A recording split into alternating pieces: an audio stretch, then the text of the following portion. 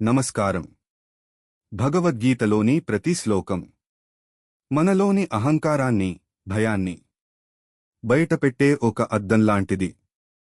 ఈరోజు అలాంటి ఒక ముఖ్యమైన శ్లోకాన్ని తెలుసుకుందాం.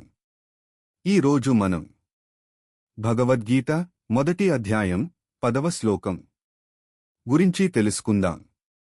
అపర్యాప్తం తదస్మాకం బలం భీష్మాభిరక్షితం పర్యాప్తం త్విదమేతేషాం బలం భీమాభిరక్షితం.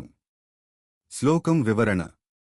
ఈ శ్లోకంలో దుర్యోధనుడు తన సైన్యాన్ని గురించి చాలా కీలకమైన మాట చెబుతున్నాడు. భీష్ముడు రక్షిస్తున్న మన సైన్యం అపర్యాప్తం అంటే పూర్తిగా సరిపోదు అని అనిపిస్తోంది. కాని భీముడు రక్షిస్తున్న పాండవుల సైన్యం పర్యాప్తం, సరిపోతుందని అనిపిస్తోంది.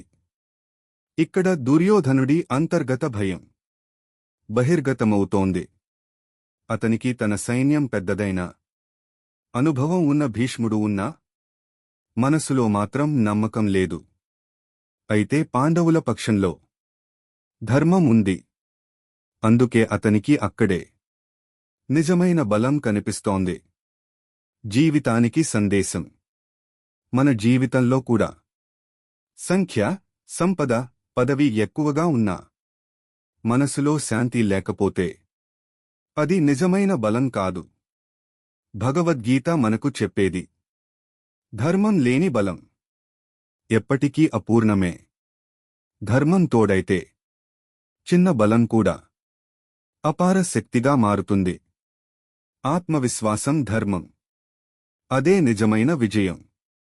ఇలాంటి లోతైన భగవద్గీత శ్లోకాల వివరణల కోసం మా ఛానల్ను సబ్స్క్రైబ్ చేయండి. ఈ వీడియో